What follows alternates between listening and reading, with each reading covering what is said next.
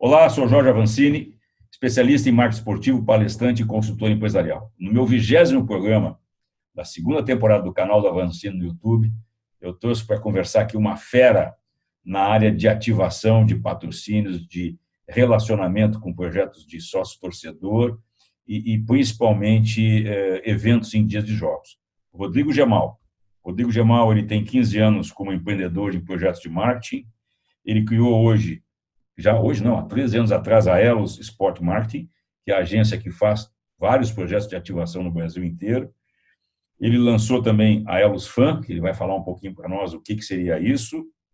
E ao longo da vida, ele sempre atendeu clientes de porte como Esso, Oracle, SAP, PepsiCo, Electrolux, Globosat, Kimberly Clark e outras, né? Um currículo pequeno de empresa, só empresa michuruca aí, né, Rodrigo? O diretor de marketing da Mogi Basquete, também é outra experiência que esse cara aí, multi-atividades faz aí, trabalhando no basquete do Mogi, e escreveu um livro que é muito legal, que conta um pouco da história dele, que é O Destino do Passageiro, né? Quando ele iniciou o trabalho com aos 8 anos de idade. Eu já tive a oportunidade de ler um pouco do livro do Rodrigo, é bem legal. Rodrigo, bem-vindo ao programa, muito obrigado. É uma honra contar contigo aqui, uma pessoa que eu acompanho a tua carreira, tudo que tu tem feito no mínimo, eu acho que o tempo da Elos, desde que a Elos existe, são 13 anos, e tu veredaste para uma área que é a área de ativação, né, que é uma coisa que ainda as empresas no Brasil, elas investem no esporte, investem nas atividades, não só no futebol, mas muitas vezes elas esquecem de ativar com seus clientes. Então, boa noite. Prazer te receber. Fala um pouco de ti aí, meu amigo. Avancini, meu amigo. Poxa, que prazer poder estar aqui com você no teu programa. A gente se conheceu lá atrás. Poxa, tive um amor à primeira vista por você desde o primeiro dia que te conheci, pelo profissional que você é. Sempre foi um cara independente de onde esteve e sempre atendeu as pessoas com o maior carinho, com a maior atenção. Isso é muito importante na vida. Eu tenho muita gratidão por ter te conhecido quando você estava na época no Inter e quando você era o head de marketing lá, você me recebeu com toda a atenção devida. Então, a gente tem gratidão pelas pessoas na vida. O tempo passa. Hoje eu falo muito isso nas minhas palestras, né? Que a gente tem que ter carinho com as pessoas e atenção, porque o tempo passa. E muitas vezes a vida nos leva a situações de reencontrar as pessoas que um dia a gente conheceu, né?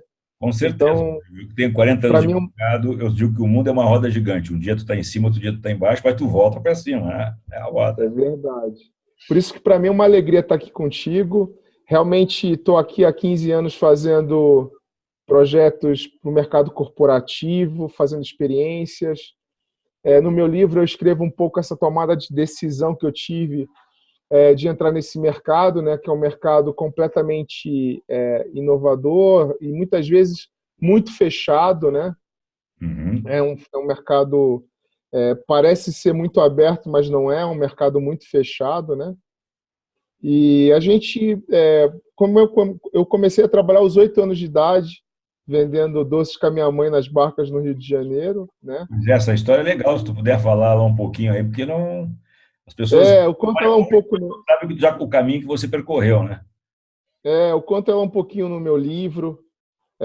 Eu comecei a trabalhar quando eu era garoto mesmo, foi uma época muito maravilhosa na minha vida, porque eu aprendi a empreender, eu acho que com a minha mãe, que não tinha muito conhecimento técnico, né? Ela era uma bela doceira, mas não tinha essas coisas de empreendedorismo, curso. E aí foi quando eu aprendi mesmo a ter o contato com o trabalho, né? A ter o meu primeiro contato com o trabalho.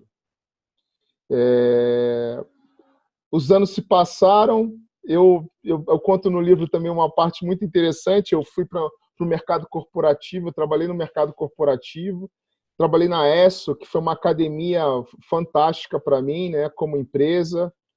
Foi uma empresa muito importante na minha carreira. E um belo dia resolvi empreender, que é um mercado... Quando eu comecei a empreender, não tinha hoje o que se tem hoje, tanto curso de startup, tanto... Não tinha nada. Não tinha tinha raça, coração. Putz, eu fui muita ser um vontade de fazer empreendedor. as coisas acontecerem, né? É verdade. Eu fui um empreendedor que, na realidade, tive que aprender como ti também, né? Sofrendo, aprendendo e muitas vezes sem acesso à informação qualitativa, né? Então, hoje eu vejo, hoje eu dou muita palestra para a juventude, principalmente para os meninos que querem montar startups. Eu até brinco, eu até falo hoje muito que a gente precisa ter uma responsabilidade com essa juventude, porque está todo mundo hoje falando que você pode ter uma startup, você vai ter um investidor, que sua empresa vai decolar, e a história não é bem assim, né, Avancini? Não é bem assim. Você sabe muito bem que, como você propriamente falou, as pessoas hoje falam assim, o Rodrigo, o Giamal, o cara que está lá no Allianz Parque Experience, ou o cara que está fazendo as experiências do Galo.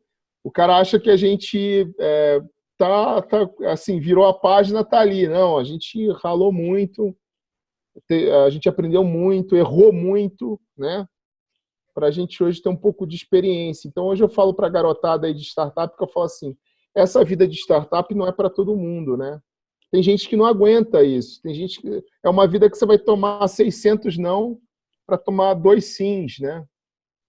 Tem muita gente que não tem esse preparo, não tem essa mentalidade, né? E é difícil mesmo, é muito difícil. É que nem jogador de futebol. Todo mundo quer ser jogador de futebol, né? Fala, jogador ganha bem. Mas cara ele olha aquele 0,1% que chegou lá, né? Que chegou lá, né? Mas, olha a base da pirâmide, você vai ver que não é fácil ser um jogador profissional de futebol. Tem que abrir mão de muitas coisas, né? Além de ser um cara diferenciado, tem que abrir mão de muita coisa. Né? É verdade. Então, e como é que foi o encaminhamento de sair de empresa multinacional, a ESSO, que foi uma referência, hoje ela não está mais no Brasil, ela vendeu as operações no Brasil, mas a ESSO, durante muitos anos, né, era a referência em companhia petrolífera, em distribuição de petróleo, que lá fora é conhecido como Exxon. Né? Isso. Eu sei porque, na realidade, né, Rodrigo, eu trabalhei também num ícone, na época boa, que foi na Souza Cruz, em área de cigarro, na época que você podia fazer propaganda comercial. Eu peguei a época áurea de Hollywood, todos aqueles lançamentos, e foram grandes escolas. Né? Eu acho que tanto as companhias de petróleo quanto as companhias cigarreiras, embora hoje sejam produtos aí questionáveis, né?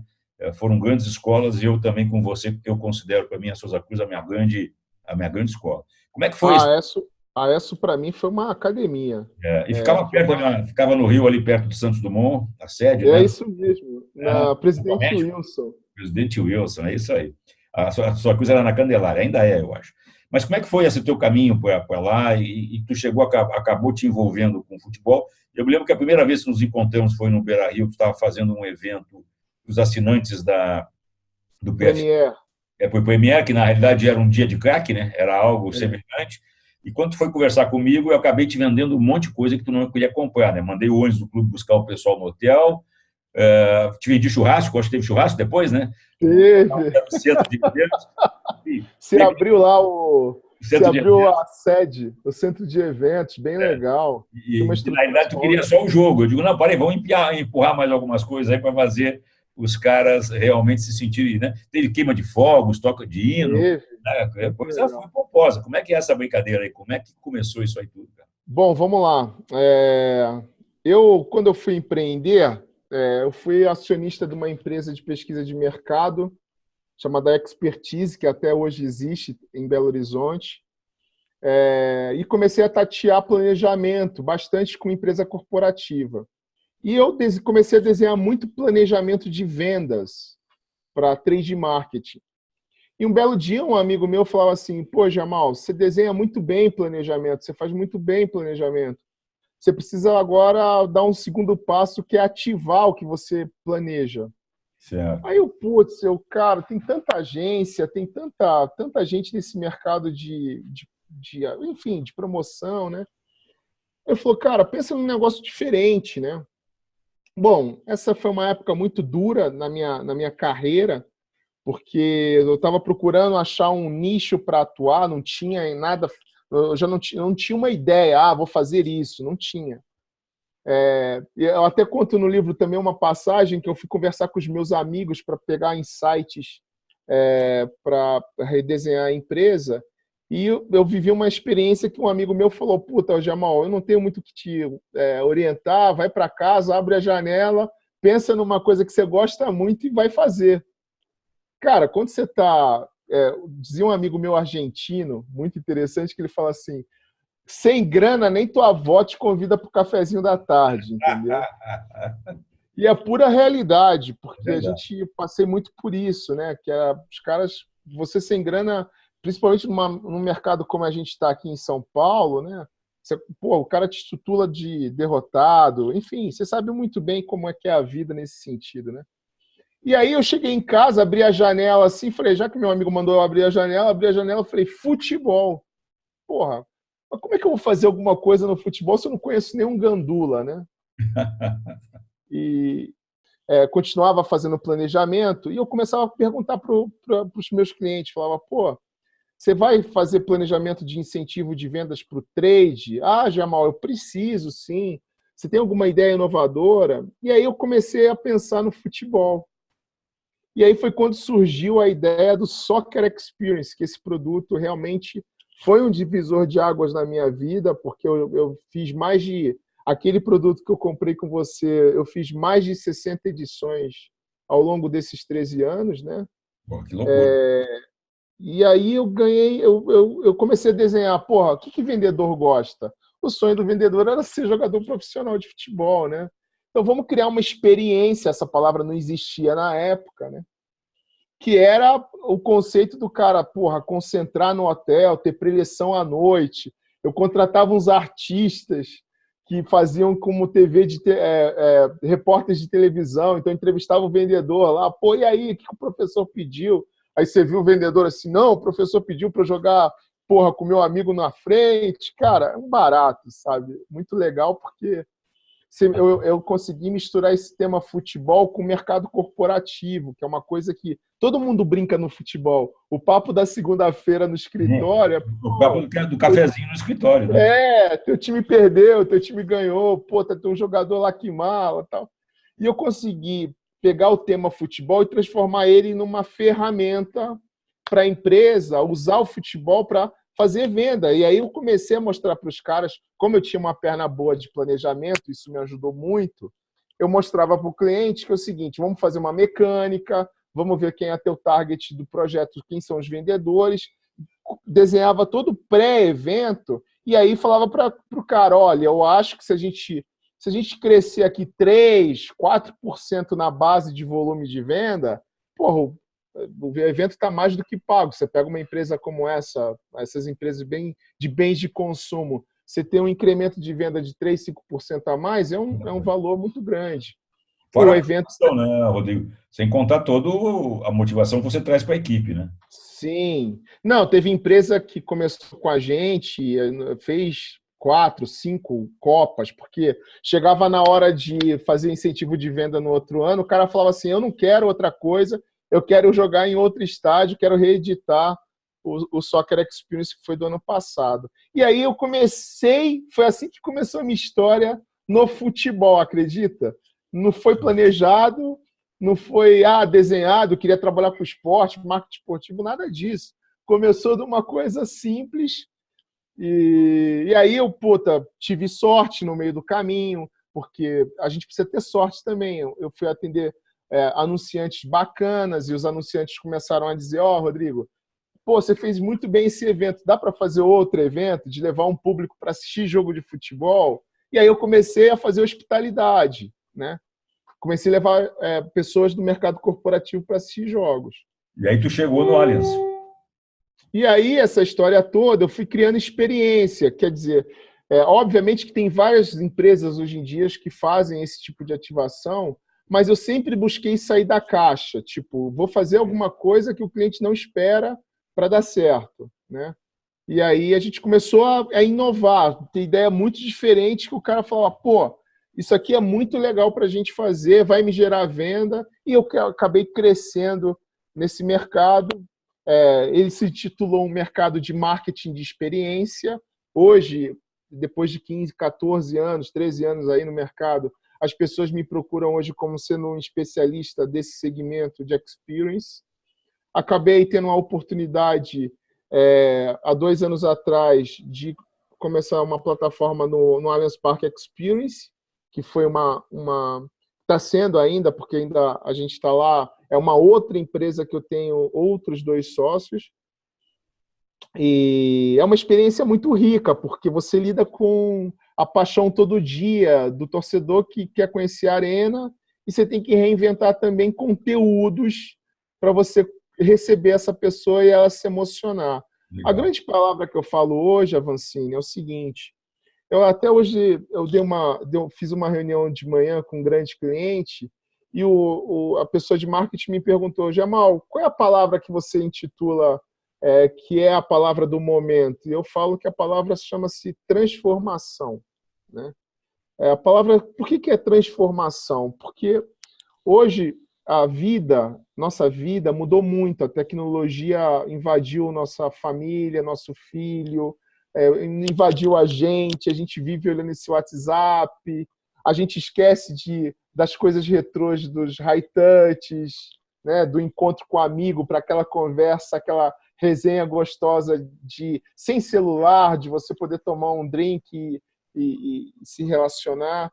E aí, quando ele me pergunta por que transformação, eu falei assim, porque eu acabo de montar uma empresa, que é a Elos Fan, que é uma plataforma. Eu estou pegando os 13 anos de experiência no offline e estou agora juntando no online. Então, eu virei um homem digital, mas eu vou usar a inteligência digital para quê? Para levar as pessoas a viver momentos presenciais inesquecíveis.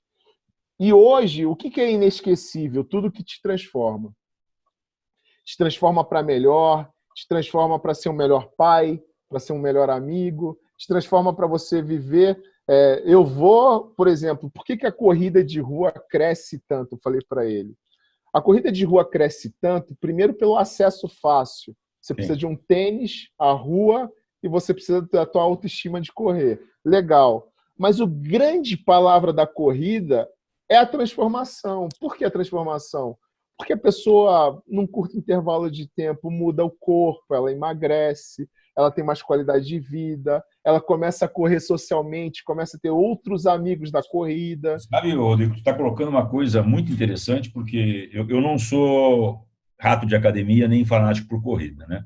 Mas eu tenho vários amigos que praticam e a maioria deles saíram nisso que tu falasse. Eu nunca tinha ligado esse termo, eles saíram de um processo de transformação. Eram pessoas que eram sedentárias, não faziam nada, ou em função de um problema de saúde, tiveram que começar por aí, foram para a corrida. Hoje os caras são um chato de corrida, como eu digo, porque eles só falam disso, mas o cara emagreceu, o cara está disputando maratona. Eu tenho uma amiga de um trabalho que a gente faz junto aqui na Universidade, na PUC, aqui do Rio Grande do Sul, que ela, olha só, ela perdeu o esposo, ficou viúva, entrou num processo de depressão, uma pessoa nova, e aí foi para a corrida e lá se achou, né? E hoje participa de várias etapas, e tu falasse a palavra correta, cara, transformação. Eu não tinha... Vou copiar de você, gostei.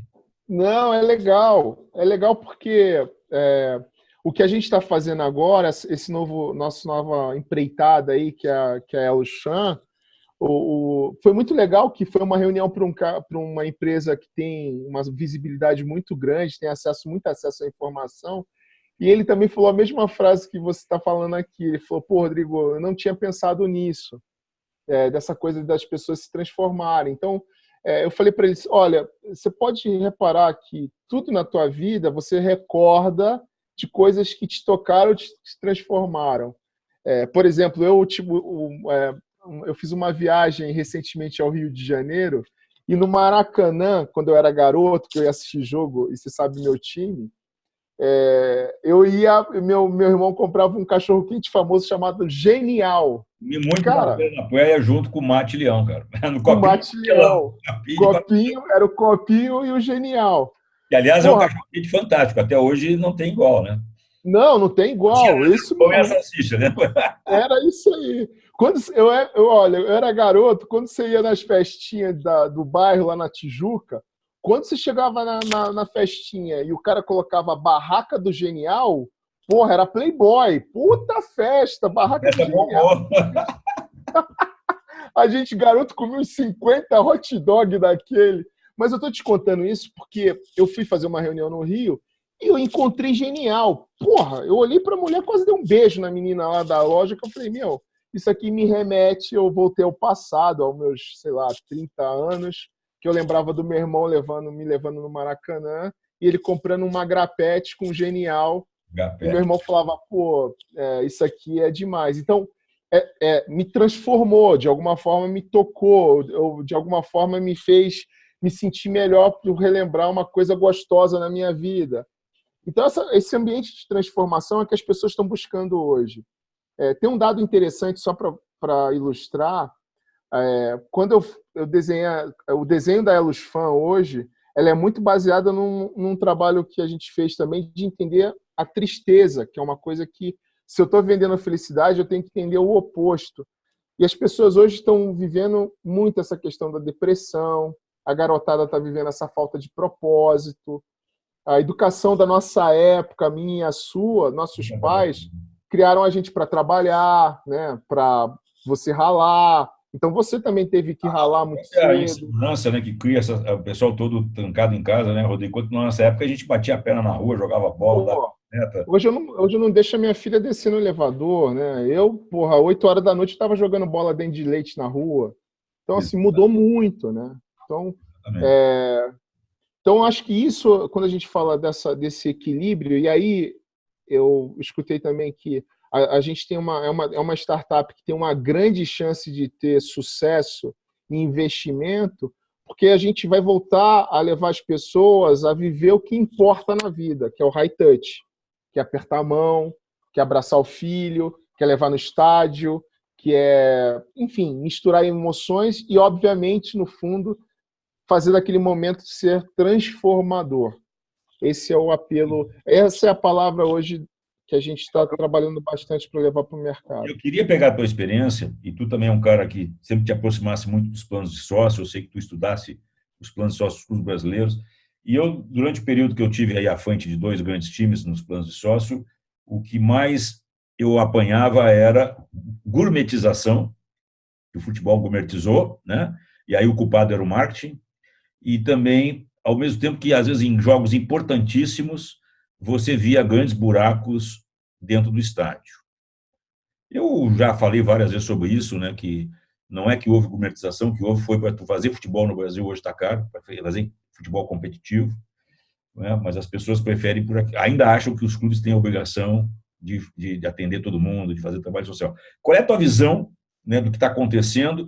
Porque tu coloca uma coisa também que me remete, que é o seguinte: tudo isso que você falou hoje, que tu está vendo com as tuas filhas, eu com as minhas, né, da questão da segurança, é um fator que afastou do estádio, além das coisas que na nossa infância não tinha, videogame, condomínios, né? Tu não tinha nada disso. Mas o que tu atribui, vamos dizer, hoje a uma mudança do consumidor, do torcedor, ou efetivamente os preços estão afastando o público do estádio? Pô, Avancini, essa pergunta é muito legal. Primeiro porque na realidade, ela não tem uma única resposta, ela é uma combinação de várias variáveis. Hoje, obviamente que a gente tem uma variável, eu sempre também, como ti, falei para os clubes.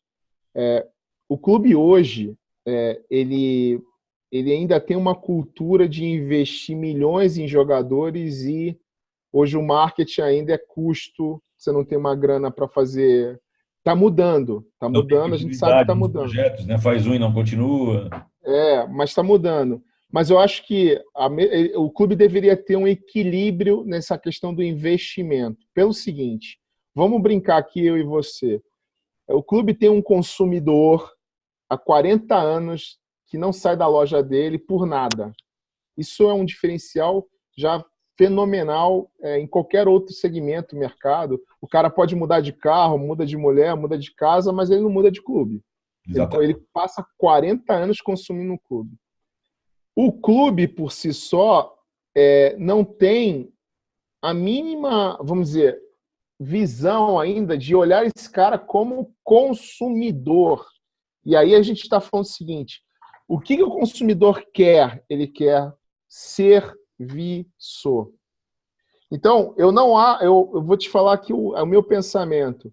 Existe sim várias variáveis. Aumentou a quantidade de entretenimento? Muito. Você tem o esporte, você tem o digital, você tem vários outros atrações que levam a você a querer ficar dentro de casa. Então, eu tenho o iFood, eu tenho o Rappi, eu tenho Netflix. Então, para sair de casa... Tem o problema da violência, do transporte coletivo. Transporte coletivo, não horário do jogo que é funciona. uma droga, né? 10 horas da noite, né? Vai embora.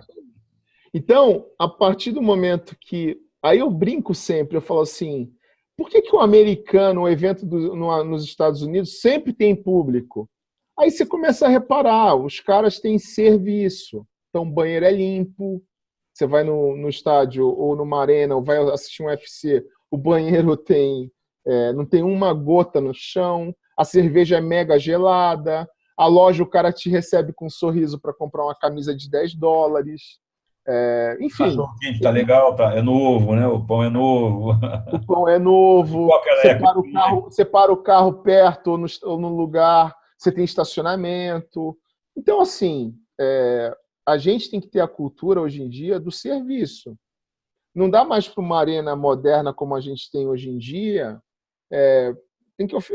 Eu fui numa arena, vou te contar essa história que eu fiquei muito impressionado. Eu fiz uma viagem nos Estados Unidos há 2 anos atrás, eu fui a Kansas.